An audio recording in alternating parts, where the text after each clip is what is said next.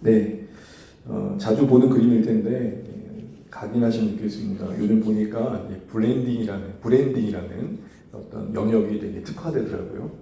어떤 이미지를 떠나서 어떤 제품 하나를 각인시키는 그런 전략적인 전반적인 과정을 이제 브랜딩이라고 그러거든요. 그러니까 우리가 보통 뭐 하면 뭐 떠오르는 거 있잖아요. 뭐를 예를 들까요? 여러분 커피하면 딱 떠오르는 게 뭐예요? 네. 하삼도? 보통 이제 스타벅스 뭐 이러잖아요. 이게 뭐예요? 각인된 거죠, 이미지가. 그러면 참 건강한 교회 그럼 뭐라 그래야 돼요? 주안의 교회. 이렇게 돼야 되는데 아직은 안 됐단 말이에요.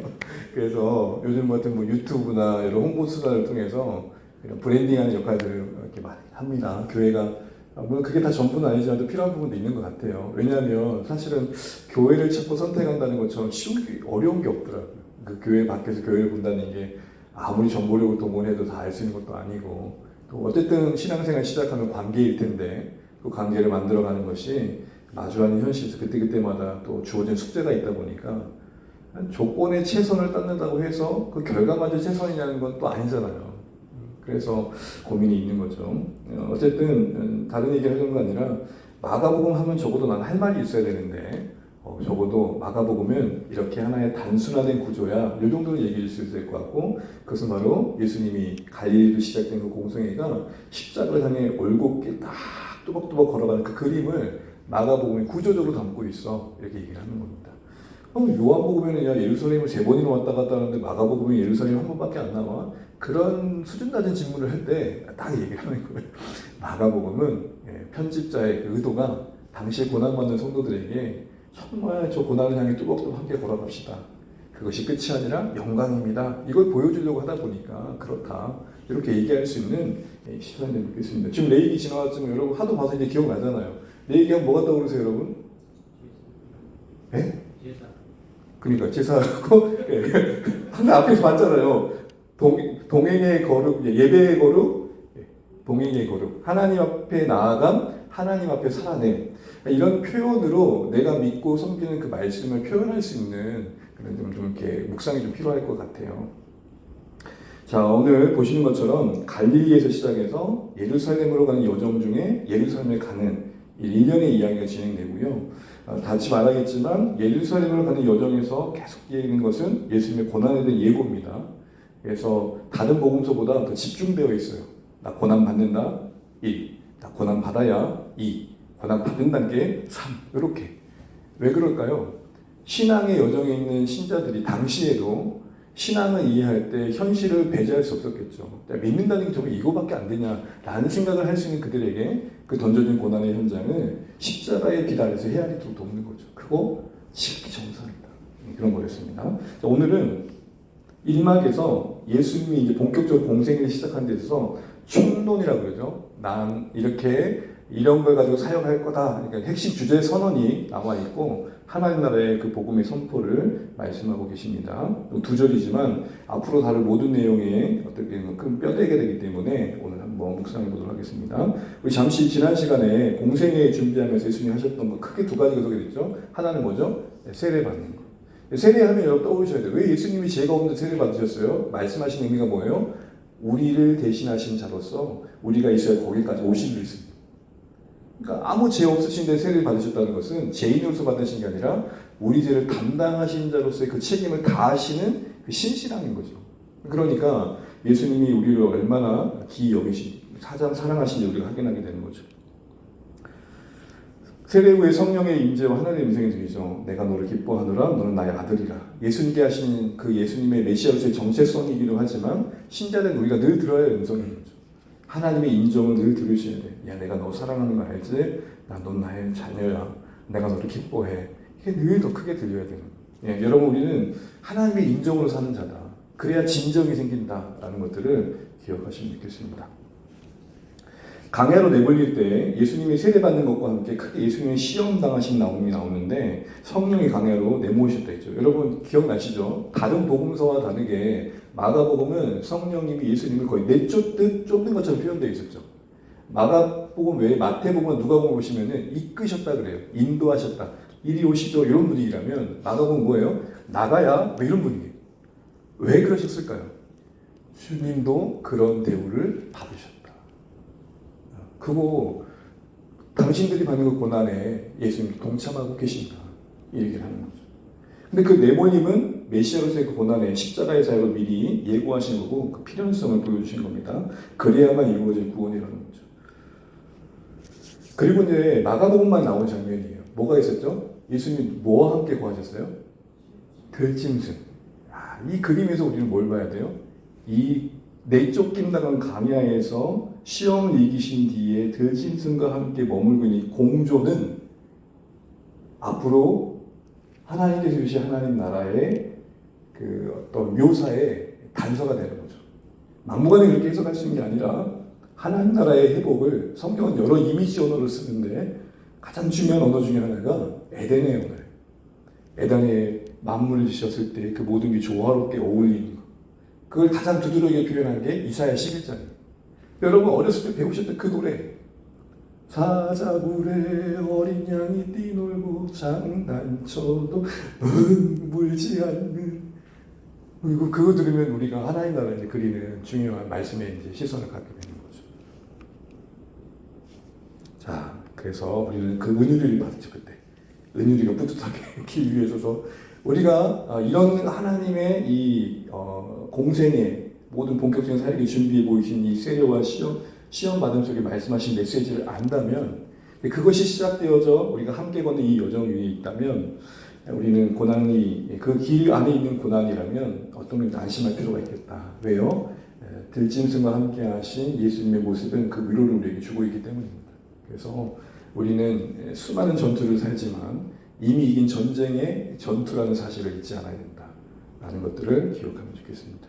봐도 은유를 담는 것 같습니다. 자, 오늘은 예수님의 공생사의 핵심 주제를 하겠습니다. 함께 읽어보겠습니다. 시작. 요한이 잡힌 후 예수께서 갈릴리에 오셔서 하나님의 복음을 전파하여 이르시되 때가 찼고 하나님의 나라가 가까이 왔으니 회개하고 복음을 믿으라 하시더라. 아멘.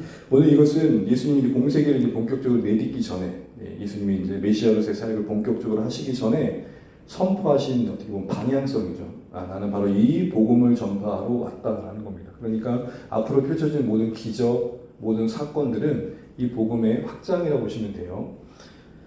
중요한 질문은 하나님의 복음을 전파하는 게 예수님의 앞으로 사역인데 어렵지 않죠? 예수님이 하신 일이 하나님의 복음을 전파하는 거라고 선언하신 거예요. 이 복음이 뭔지 알아야겠죠. 그 전에 왜 복음을 하나님의 복음이라고 했을까라는 거예요. 일단 복음은 우리에게 필요한 거잖아요. 복음은 우리 구원을 위해 주신 거잖아요. 근데 왜 그걸 하나님의 복음이라 했을까? 보통 복음 그러면 예수님의 복음이라는 말이 더 어울리잖아요. 그런데 왜 하나님의 복음이라고 했을까? 성경은 왜 복음 앞에 하나님의라는 것들을 붙였을까? 이걸 우리가 좀 궁금해할 필요가 있습니다. 일단 하나님의 복음이라는 말의 그 객관적인 해석은 뭐뭐의 복음이라는 말은 문법적으로 그대로 해석하면 하나님께로 말미암은 복음이에요. 그러니까 좀 더 의역하자면 하나님이 준비하신 복음. 하나님이 준비하신 선물이라는 거죠. 예수님을 통해 우리에게 구원을 주는 그 복음의 시작이 하나님께로부터 말미암았음을 강조하는 거고 그 근거가 하나님께 있다는 게요. 왜 이게 되게 중요할까요? 누군가가 무언가를 줬을 때 그것이 누구에 의한 것이냐에 의해서 그 어떤 받는 자 입장에서 신뢰가 달라지는 거죠. 그러기에 하나님의 복음은 복음과 관련된 하나님의 사역을 강조하면서 복음을 통해 우리에게 하나님이 어떤 분이신지를 보도록 돕고 있는 겁니다. 그러니까 복음만 보지 말고 복음을 주신 분, 그 복음을 만드신 분, 복음을 우리에게 예비하신 분이 누구신지를 봐야 복음이 달리 보인다는 겁니다. 쉽게 예를 들면 여러분 선물을 받을 때 선물 자체에도 기쁨이 있지만 나중에 들어보니까 이 선물을 준비하는 과정에서 나에게 선물을 전해준 자가 어떤 마음으로, 어떤 노력으로, 어떤 애씀을 통해 준비했는지를 듣게 되면 여러분 그때부터 그 선물이 어떻게 보일까요? 좀 더 다른 관점에서 보이겠죠. 처음에는 나를 이렇게 사랑하는구나, 나에게 이렇게 좋은 걸 준 나의 피를 채워주는 정도였다면 그가 이걸 준비하기 위해서 밤새고 발품 팔고 여기저기 돌아다니는 얘기를 들으면은 선물이 보이는 게 아니라 이제는 그 선물을 준 자의 마음이 보이기 시작합니다. 바로 그런 관점입니다. 복음이 하나님의 복음으로 바라봐진다는 것은 나는 예수 믿고 천국 간다 정도로 복음을 이해하는 게 아니라 그 복음이 나에게 주어지기까지, 인류에게, 제 아래 있는 세상에게, 심판이 당연한 인생들에게 예수님을 보내시기까지, 그리고 보내신 그 예수님이 내 마음속에 구주가 되게 하시기까지 하나님은 어떻게 신실하셨는가? 복음이 내 안에 복음이 될 수 있도록 하나님은 얼만큼 성실하시고 사랑으로 그 능력을 내게 베푸셨는가를 생각하는 기회가 있어야 된다. 이렇게 얘기를 하고 있는 것입니다. 그래서 하나님이란 복음의 이 표현에 강조된 건 뭐냐면, 복음은 하나님의 하나님 되심의 본질을 놓치면 안 된다라는 겁니다. 좀 더 풀어보자면, 복음 안에서 하나님은 충분히 우리 하나님이 되셔야 됩니다. 복음만으로. 우리 신앙생활에 여러 문제들을 푸는 어떤 숙제들 같은 것들이 있습니다. 환경적으로, 상황적으로 우리가 기도하면서 하나님께서 우리에게 이런 상황들 중에 기도하게 하기도 하시고, 그래서 하나님의 능력을 경험하기도 하시죠. 그것이 좀 기쁨이 있어요. 사실 기도 응답의 맛을 알게 되면 참 기도하고 싶어져요. 기도의 어떤 기쁨, 또 기도 가운데 어떤 하나님께서 내 삶을 다루시는 어떤 세밀함을 보게 되면, 이렇게 해서 기도하라는구나 라는 마음이 있어요. 그런데 너무 이게 그런 어떤 하나님과의 어떤 관계보다는 내 삶의 어떤 해결적으로만 이렇게 하다 보면 좀 위험한 거지만 신앙이 자꾸 수단이 되는 거예요. 그 자체로 감사가 되고 그 자체로 뭔가 의미 있어지기보다는 신앙이 나에게 얼마나 많은 현실적인 보상을 가져다 주는가. 그러니까 더 쉽게 말하면 난 믿어서 얼마나 잘 됐는가로 갈 수밖에 없게 되는 거죠. 그러나 중요한 건 뭐냐, 이미 복음 안에서 우리는 하나님과 관계가 충분하셔야 된다는 거예요. 그게 보이려면 뭐가 되느냐, 복음이 하나님의 복음으로 보이셔야 돼요. 복음 안에서 하나님의 사랑이 보이셔야 돼요. 복음 안에서 하나님의 성실이 보이셔야 돼요. 단순히 예수 믿으면 구원받습니다는 메시지가 아니라 이게 이루어지기까지 하나님은 얼마나 오랜 시간 이 일을 신실하게 이루셨고, 이 고집스러운 내 마음속에 찾아오셔서 그 몰랐던 예수님이 믿어지게 하셨는가? 왜 나만 이렇게 믿어지게 하셨는가? 왜 내 마음속에 이게 예수님이 눈물로 와닿는가? 이걸 생각해 보면, 그 하나님의 복음이라는 면을 생각해 보면 감사가 되는 거죠. 그래서 바울도 로마 성도들에게 이렇게 말합니다. 우리 같이 한번 읽어볼게요. 시작. 우리가 아직 죄인 되었을 때에 그리스도께서 우리를 위하여 죽으심으로 하나님께서 우리에게 대한 자기 사랑을 확증하셨느니라. 아멘. 같은 관점에서 바울도 말해요. 그래서 여러분 로마서 1장을 보게 되면 하나님의 복음이라는 말이 나와요. 복음을 하나님의 관점에서 봐야 된다는 거예요. 예수님이 죄인된 우리를 위해 죽으셨어. 복음의 내용이죠. 근데 그것만 하면 안 된다는 거예요. 그게 뭘 말해? 하나님을 위한 사랑의 충분함을 말해. 살아가다 보면 하나님 나 사랑하시는 거 맞아라는 여러 의심이 될 만한 현실 속에서도 정신 차려. 복음에서 이미 너 사랑하신다고 보여주셨잖아. 그걸로 충분해야 돼. 그걸로 너에게는 충분한 만족을 주실 수 있어. 그렇게 얘기하시는 겁니다. 사랑하는 전에 가는 여러분, 이게 뭔지 저도 막연할 때가 있지만 우리 모두에게 복음이 진짜 내 현실 속에 나를 흔드는 수많은 것들로부터 중심을 지켜주고 정말 천국이 있는가라는 생각을 하는 그 삶의 자리에서 그 순례 여정을 올곧게 걷도록 붙들어주는 능력이 되면 좋겠어요. 단순히 교리적인 거 말고, 그러니까 오랫동안 신앙생활 하다 보면은 예수 믿으면 천국 가요. 여기에 맴도는 그런 교리적인 용어가 아니라 내 실존을 붙들 수 있는. 그러려면 뭐 해야 돼요? 복음만 보시면 안 되고, 복음이 나에게 복음 되기까지 하나님 나를 얼마나 참아주셨는가를 보셔야 돼요. 진짜 그렇잖아요. 저 사람이 나를 위해 기도해줬어도 참 고마운데 어떤 마음으로 기도해준지 듣게 되면 얼마나 귀하게 여겨져요. 너무 고맙잖아요. 감사하고. 우리는 복음에서 그 하나님을 보셔요. 하나님의 성실, 사랑, 긍휼, 그 하나님의 하나님 되심. 다른 곳에서 확인할 수 없더라도 이미 복음에서 확인될 때 우리 마음이 충만해진 것도 경험할 수 있는 거죠. 자, 이렇게 하나님의 복음이라는 이야기를 하면서 이제 하나님의 복음을 설명하는 과정 속에 두 가지 배경을 강조하는데, 첫 번째 시간의 배경입니다. 한번 따라해 주시죠. 때가 차네. 시작. 때가 차네. 우스갯소리입니다. 지나가는 인간 그냥 아무런 생각 없이 들으십시오. 내가 때가 차네. 그러니 목사님 목욕탕 가고 싶어요. 때가 충만해지면 그냥 건드리기만 해도 막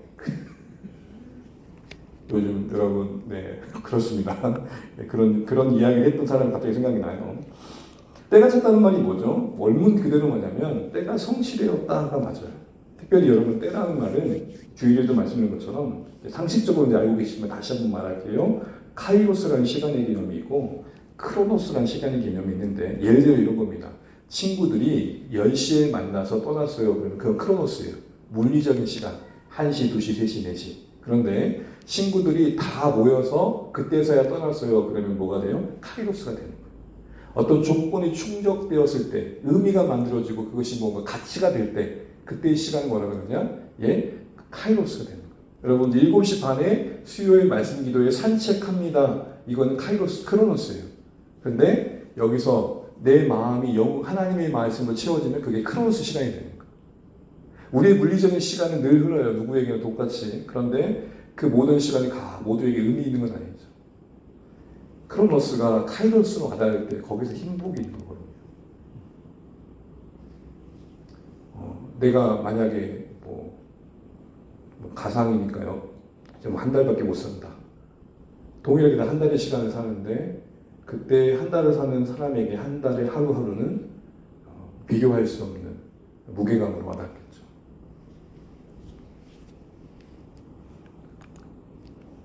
이 조건이 충족된 시간, 때가 참회라고 예수님이 하나님 복음을 설명하신 이유가 뭘까? 즉흥적이지 않았다는 거예요.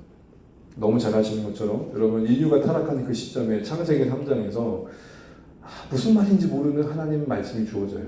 여인의 육성을 통해서 뱀의 머리를 밟을 것이다. 이게 뭔 말이지? 우리는 알아요.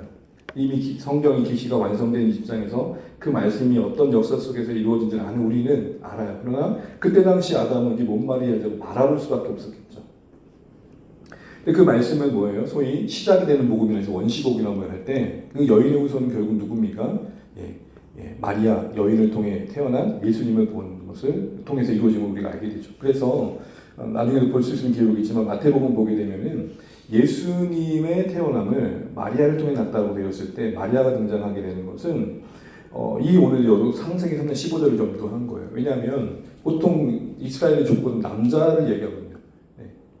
남자의 아들이라는 얘기 나오지 여인의 아들이란 말을 하지 않는단 말이에요. 그럼 왜 여인이라는 말로 예수님을 이야기했을까요? 창세기 15장과 이렇게 뭐가 되는 거예요? 하이퍼링크가 되는 거죠. 그리고 그 뒤로도 성경의 수많은 역사들은 메시아에 대한 이야기예요. 오실 구원자에 대한 이야기.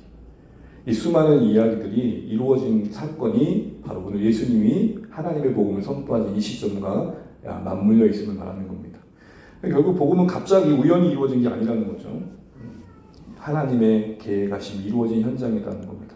이런 시간의 개념을 우리가 분명히 보면서 우리는 하나님과 우리의 관계를 다시 한번 돌아볼 필요가 있습니다. 하나님이 어떤 일을 해가실 때 우연처럼 이루어지는 건 없다. 계획과 뜻을 갖고 있음을 늘 명심할 필요가 있죠. 그래서 어떤 역사라는 게 우리가 갖는 기독교적 역사에 의해는 창조로 인해 시작된 이 역사는 더 끝을 향해 달려가고 있는 거죠. 무한히 반복되는 어떤 수단의 시간이 아니에요. 그런 어떤 반복되는 개념, 어떤 무한한 진화되는 개념이 아니고 분명히 정해진 어떤 정한 때를 향해 가고 있다는 겁니다. 그러면 여러분 오늘보단 내일보단 내일 모레가 더 그 정한 때를 가까워지겠죠. 만약에 그 정한 때가 날이 갈수록 더 밀려진다면 그건 정한 때 의미가 없는 거예요. 정해진 그 때를 향해 우리 가고 있으니까 가까워져 가고 있는 것이죠. 모든 것이 그냥 흘러가는 게 아니라 그 때를 향해 가고 있다는 것을 때가 참이라는 말을 통해서 확인하게 되는 거예요. 그 구약의 긴 역사가 이 때를 향했고 또 예수님의 오심이 또 오실 그 때를 향하고 있구나 라는 것들을 이제 보게 되는 것이죠. 물론 여전히 이 세상을 보게 되면 하나님께서 이 역사를 주관하고 계시냐는 반문이 늘 들죠. 침묵하시는 것 같고 이 때에 대해서 전혀 관여하지 않으신 것 같습니다. 그런데 성취되었다는 측면을 우리가 놓치시면 안 되겠습니까? 때가 성취되었다. 때가 성취되었다는 것은 이루고 계신 하나님이잖아요. 묵묵히 그 계획을 성취하고 계신 하나님. 그래서 우리는 그 구원의 큰 그림 속에서 그 일을 이루어가고 계신 하나님을 역사 속에서 확인했었죠. 지난주 충묵기 그 시간도 지지난번 시간도 마찬가지였습니다. 이러한 점에서 우리가 믿음으로 산다는 것은 하나님의 뜻과 계획이 하나님 때에 이루어진 것을 신뢰하는 시간에 대한 지혜가 갖춰진 것이라는 생각이 듭니다. 여러 가지로 적용되겠지만 하나님이 묵묵히 그 정한 때를 향해 온 역사와 우리 개인의 삶을 주관해 가신다고 한다면 우리의 시간의 지혜는 어떠하겠습니까? 하나님보다 앞서지 않는 것을 실천해야겠죠. 앞서지 않는다는 건 다양하게 적용될 수 있겠지만 내가 원하시는 시점에 이루어지지 않는 것을 너무 속상해하지 않는 쪽을 선택하는 겁니다. 내가 좋아 보이는 것만이 아니라 더 큰 걸 주시는 하나님을 바라볼 필요가 있는 것이죠. 또한 그 시간의 지혜를 갖는다는 것은 우리의 매일의 역할에 성실한 것입니다. 여러분 요한도요, 잡힌 후에라는 말 뒤에 역사 속에 사라져요. 요한이 당시에 인기로만 본다면, 명성으로 본다면 더 주구장창 타협을 했지만 어느 시점에 그는 전면에 섰다가 물러납니다. 한 역할을 감당하고 물러나는 것뿐이죠. 이만한 큰 선지자가 없다는 칭찬을 받는 존재이긴 했지만 모든 역사에 관여하지 않습니다. 그가 살아가는 그 삶의 한 부분 정도 쓰임 받다가 물러납니다. 이게 시간 속에 사는 우리의 자세가 아닌가 싶어요. 천하의 모든 목적이 범사의 기한을 가지고 흘러간다는 사실 우리가 고백하고 있는 고백을 가지고 때로는 멈춰지게 하는 시간들을 지나고 할 때도 억지로 우리가 그 상황을 우리가 원하는 쪽으로 만들어가지고 흘러가는 대로 묵묵히 주님의 인도하심을 받아가는 겸손함이 필요하겠다 라는 것들을 때가 차네라는 말 통해서 이루어져 갑니다. 배우게 됩니다. 우리의 때가, 교회의 때가, 우리의 또 역사에 하나님 말씀하시는 나라의 때가 이루어져 가고 있는 것을 우리가 보면서 오늘 우리의 역할을 묵묵히 감당하면 좋겠다 싶습니다. 두 번째 크게 이제 어떤 하나의 마지막 배경은 이제 갈릴리라는 장소입니다. 시간은 때가 찼다라는 것으로 하나님 나라를 설명하고 있고 하나님의 복음을 말하고 있고 또 하나는 갈릴리라는 얘기를 하는데 이게 이제 질문인 거예요. 왜냐하면 갈릴리에 가는 의미가 그때 당시에는 그렇게 메인이 아니었기 때문입니다. 아시는 것처럼.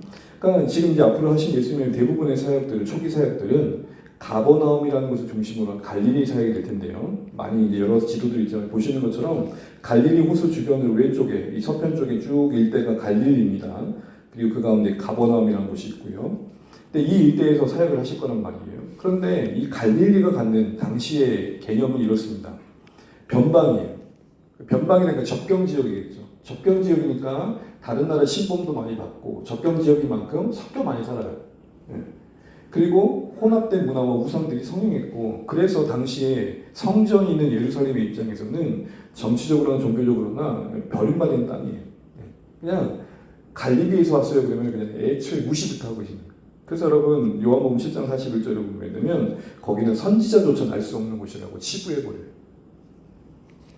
이런 갈릴리에서 왜 오셨냐는 거예요. 왜 이런 갈릴리에서 예수님은 첫 걸음을 내리셨냐고요. 여러분 만약에 여러분이 메시아로서 첫 걸음을 걸린다면 어디가 뭔가 좀 세레모니하게 퍼포먼스하게 좋으세요?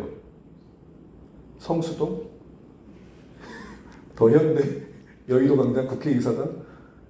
여러분 보통 여러분 이제 한참 이제 선거시에 지났지만 대통령들이 이제 각자 후보가 이제 공식적으로 선언할 때 어디서 해요? 각자 뭔가 상징적인 퍼포먼스 장소를 찾잖아요.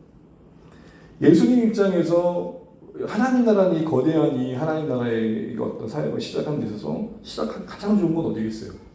예루살렘 아닐까요? 이왕이면 예루살렘 성전에서. 근데 어디서 시작하셨어요? 갈릴리 총구석 그 버림받은 곳에 시작했다는 거예요.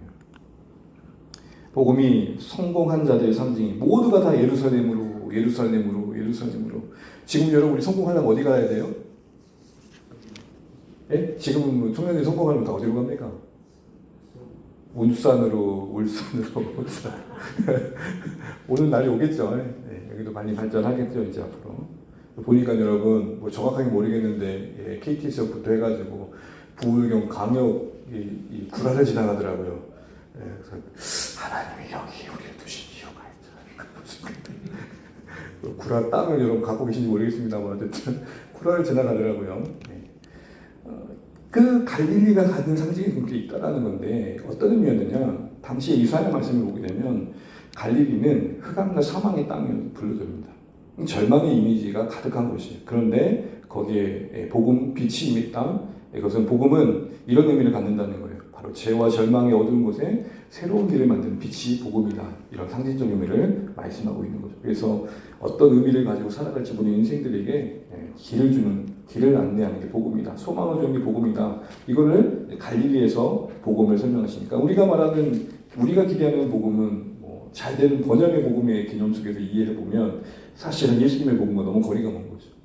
예수님 애초에 번영의 복음을 말씀하신 게 아니라 절망 중에 소망의 복음을 말씀하고 계십니다. 그래서 예수님이 이사야 말씀을 인용하시면서 자신이 갈릴리 사역을 할 때 이렇게 말씀하십니다. 이 말씀이 이루어진 거라고. 같이 한번 읽어볼게요. 시작. 이방의 갈릴리여 흑암에 앉은 백성이 큰 빛을 보았고 사망의 땅과 그들의 앉은 자들에게 빛이 비추도다 했느니라. 아멘. 흑암에 앉은 백성, 사망의 땅, 그들의 앉은 자, 이게 다 갈릴리예요. 근데 이방 땅처럼 여겼던 그 갈릴리가 큰 빛을 봤다. 이게 예수님의 오심으로 이루어졌다. 하나님 나라의 선포로 성취되었다라는 거예요. 또한 복음은 갈릴리의 그 조롱받았던 땅에 임했던 것은 그 주변이었던 곳에서 시작된 것은 복음이 어디까지 가는지를 보여주는 거죠. 어디까지 품고 있는지. 사람들의 어떤 관심과 주목받는 자들에게서만 향하는 복음이 아니라 버려진 거기서부터 시작된 복음은 하나님의 시선이 어디까지 닿아 있는지를 보여주는 겁니다. 더 나아가 진짜 복음이 생명되는 시작은 갈릴리 같은 심령이세요. 여러분, 갈릴리의 사람들의 마음속에 뭐가 있었을까요? 원수로 말하면 계층 이동이라는 사다리 옮겨 타기는 저는 꿈도 꾸지 못했을 거예요. 개천에서 용난다? 아니, 무슨 그런 말이 있어요. 그냥 하루하루 사는 그런 그들에게 이 현실을 벗어날 수 있다면 그것만큼 대단한 복음이 어디였겠어요. 바로 그 낮고 낮은 곳에서 살아가는 그들의 어떤 형편은 또 우리의 마음을 닮아야 한다는 것이, 우리가 그 마음을 닮아야 된다는 것입니다. 그래서 갈릴리 같은 심령이 바로 복음이 들려지는 심령이다라고 오늘 말씀하고 계시는 거죠. 세상에 살만하고요, 누릴 게 많고 자기 가지고 있는 재정과 권력을 할 수 있는 게 많으면 복음이 들려지겠는가라는 거예요. 참 오래전 기억인데 지금도 남아있는 아름다운 모습이 있어요.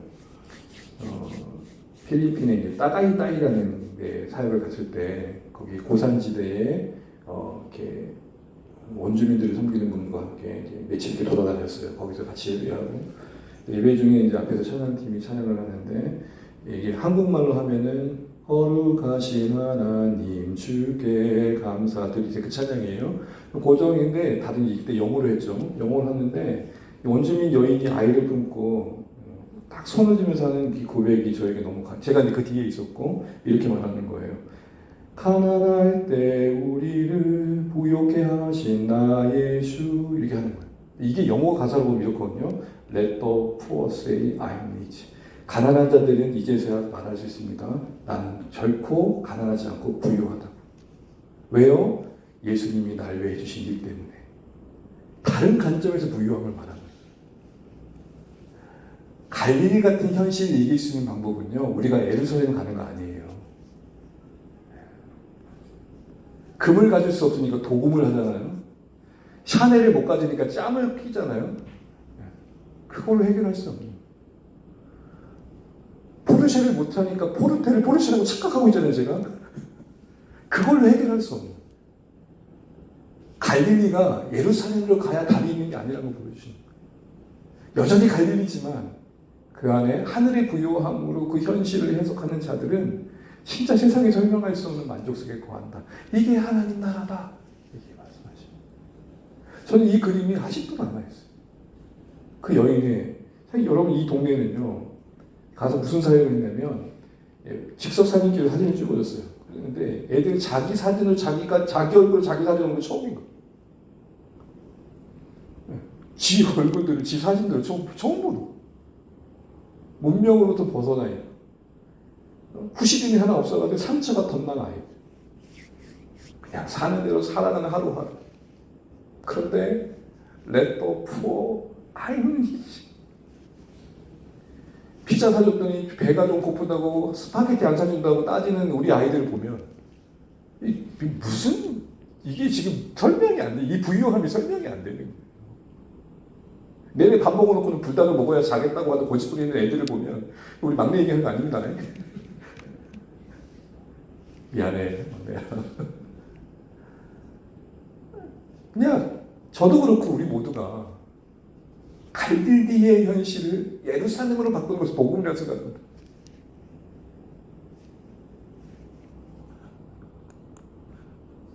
그런데 이 하나님 나라가 가까웠다고 말씀하세요. 하나님 나라는 장소가 아니라 하나님 주권을 말하는 걸 너무 잘 아시죠. 구약에는 하나님 나라 표현이 없습니다. 하나님 통치하신다 이런 표현이 나오지만 신약에서 예수님이 이것을 하나님 나라로 표현하십니다. 특별히 마태복음에도 하나님 나라가 없습니다. 대신 뭐가 나올까요? 네? 천국. 네, 질문 한번 해볼게요. 왜 같은 예수님이 하나님 나라로 하셨을 텐데 마태복음은 마태는 기록을 할 때 천국이라 했을까요? 그러니까 마태복음 청취자가 누구예요? 주로 유대인들이에요. 유대인들은 하나님의 이름을 부르기를 쉽게 여기지 않았어요. 그래서 대형 언어 뭘 써요? 하늘을 썼어요. 그러니까 하나님 나라는 이방인들 부르기 편해요. 그런데 유대인들은 하나님의 하자를 못 꺼내. 그러니까 썼던 게 뭐예요? 하늘 나라. 여러분 이해되시죠? 그러니까 천국과 하나님 나라 같은 거예요. 그런데 왜 이 얘기를 하냐면 천국 그러니까 어딘가 뭔가 있는 장소의 개념으로 와닿는단 말이에요. 뭐국 그러니까. 그렇지 않다. 다 바실레이어 하나님 나라 주권을 의미한다라는 것입니다. 그런데 이제 복음서를 보시면 이 하나님 주권이 실현되는 게 귀신이 쫓겨나는 것으로 질병이 낫는 것으로 과시화되는 것입니다. 이제 앞으로 하나님께서 그 나라가 우리 가운데 임한 것을 그걸 보여주는 거예요. 이제 처음 듣는 애들에게는 눈으로 보는 확인이 필요했기 때문이죠. 하나님과 가까이 왔다는 것은 이제 두 가지 측면에서 이야기를 늘 들으셔서 아실 거예요. 개념으로만 알게 되면 우리 밑에 보시게 되면 여전히 하나님의 나라는 우리 안에 시작됐지만 완성되진 않았다라는 개념을 우리는 어떻게 이해되느냐? 우리는 하나님의 자녀이지만 자녀다워져 가야겠죠.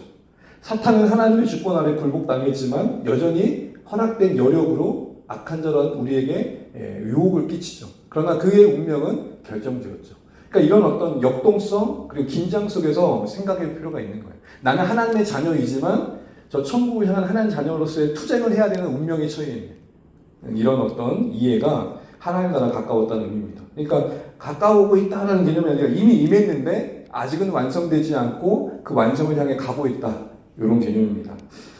이런 개념 속을 보면 완전하지 않지만 그 여정에 들어선 우리는 그 하나님 나라를 닮은 그 천국을 닮은 그림자와 같은 기쁨, 평강, 희락을 여기서 누릴 수 있을 것을 기대하는 거고 교회는 그런 곳이 되어야 한다는 겁니다.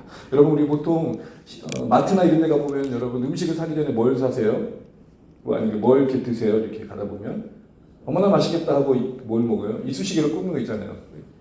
시식 먹잖아요. 시식으로 배부를 때까지 먹은 적 있으신가요? 돌아다니면 하나씩 못하면 배부를 때가 있는데 시식은 뭐예요? 요걸 먹어보고 본 제품을 사보세요라는 거잖아요. 교회는 어떻게 보면 하나님의 시식 코너가 돼요. 하나님 나라의 시식 코너. 야, 하나님 나라가 이런 곳이야를 살짝 맛보고 본 메뉴는 저 거기 가서 이룰 수 있는 그런 곳이 되는 것이죠. 이 나라의 반응은 뭐냐? 회개하고 복음을 믿는 거예요. 회개는 뭐냐? 방향을 바꾸는 겁니다. 근본적인 전환을 하는 겁니다. 회개 그러면 눈물이 생각나고 회개 그러면 어떤 후회, 돌이킴, 어떤 이런 그랬어야 안 돼, 그러면 안 됐었네 그런 마음을 할 수 있지만 성경에만 회개의 개념은 뭐냐? 하나님의 중심으로 하나님께로 다시 돌아가는 겁니다. 너무 잘 아시는 것처럼요. 그 다음에 보여야 할 태도는 뭐냐? 믿음인데 그 전에 이 회개가 쉽지 않은 건 뭐냐? 그러니까 나는 나에 대해서 부정을 하고 하나님께 나가야 되는데 여전히 우리 의가 너무 강해요. 그래서 여러분 이걸 어디서 확인하게 되느냐? 타락 이후에 우리가 우리 중심성을 가지고 있다는 게 어디서 확인되느냐면 맞는 말을 하는데 기분 나빠. 여러분 맞는 말 듣고 그러하십니다라고 들으신 분도 계시고 쉽지 않잖아요. 맞는 말 하는데 뭐가 나빠요? 내 마음이 좀 기분이 나. 왜요? 내가 자존심이 상한 거예요. 나는 다른 거 몰라도 니한테 내가 그 얘기를 들을 건 아닌 것 같다. 뭐 이러면 얘기겠죠. 이런 게 모두 뭐예요? 우리가 의가 강하다는 거예요. 이게 우리의 참된 회개의 걸림돌이에요. 또 뭐냐? 이 죄가 가지고 있는 이 심판의 무거움을 우리가 너무 가볍게 여기는 거예요. 단순히 실수를 여기는 거죠. 죄가 가져다 줄 결과가 참혹하다는 걸 모르는 거예요. 그러니까 참된 회개가 이루어지지 않는 거죠. 그래서 진짜 회개는 뭐냐 결국은 나에 대해서 오롯이 절망하고 복음이라는 소망을 향해 달려가는 거예요. 그렇기 때문에 여러분 절망하지 않으면 새로운 길이 안 보여요. 왜 우리가 이렇게 붙들고 있죠? 우리가 그게 보이는 사람은 훈수두면서 뭐라 그래요? 미련하게 왜 자꾸 붙들고 있어?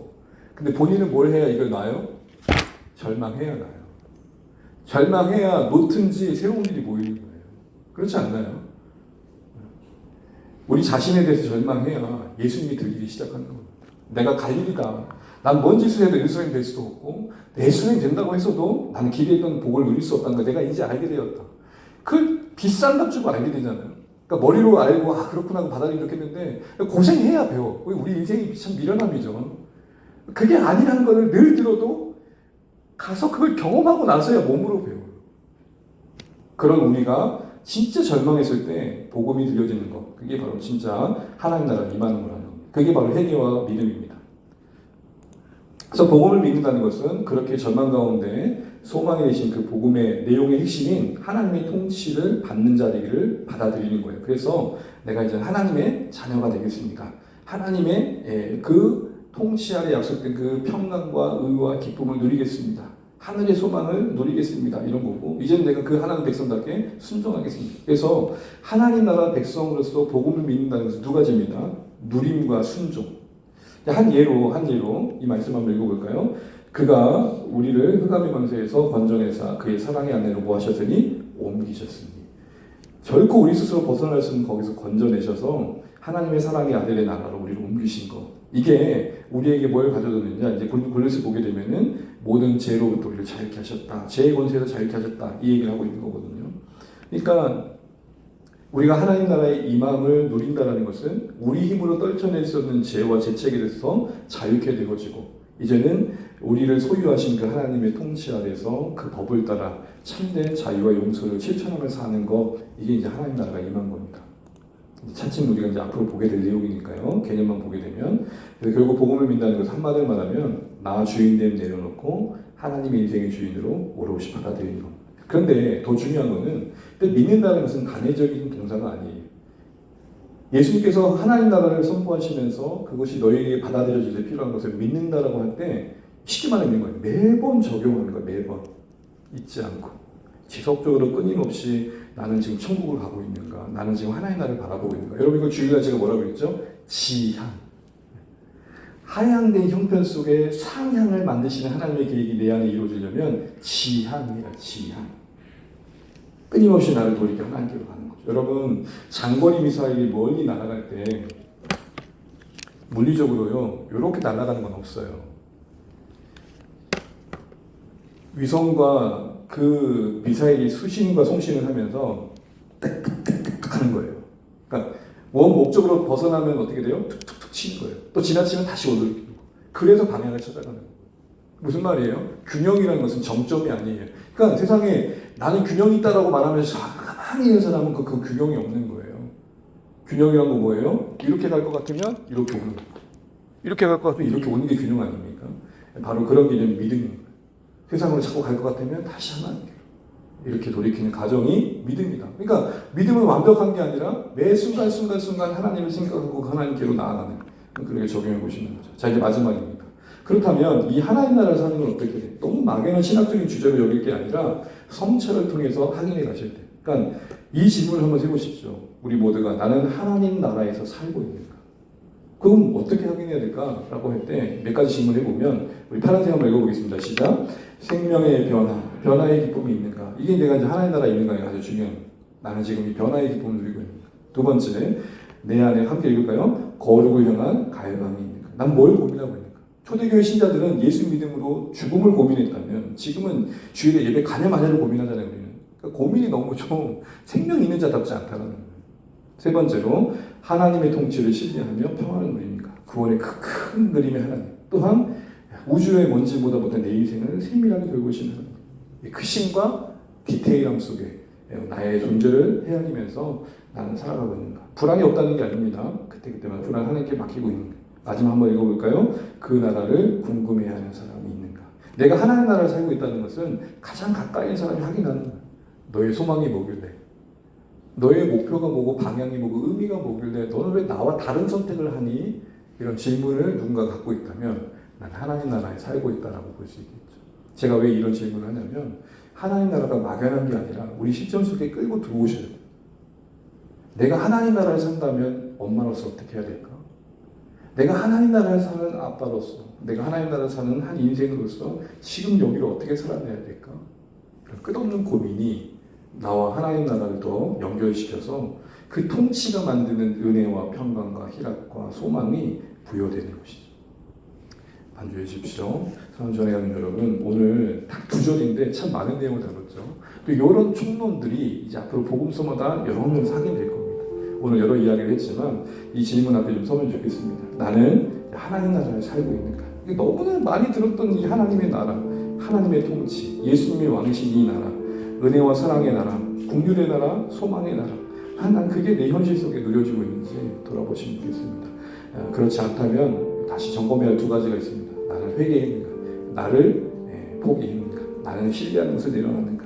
믿고 있는가? 나는 말씀과 하나님을 따르고 있는가? 이 두 가지가 점검되어야 우리 하나님 나라의 삶의 실천들을 누려갈 수 있을 것 같습니다. 오늘 주셨던 말씀들 한 2, 3분 정도 여러분 되새겨보면서, 되새기면 참 중요한 것 같습니다. 한번 쭉 흘려보는 시간을 삼지 마시고 정말 같이 한번 생각해 보면서 2, 3분은 같이 우리의 목소리로 기도하고 제가 기도하고 마치겠습니다. 기도하겠습니다.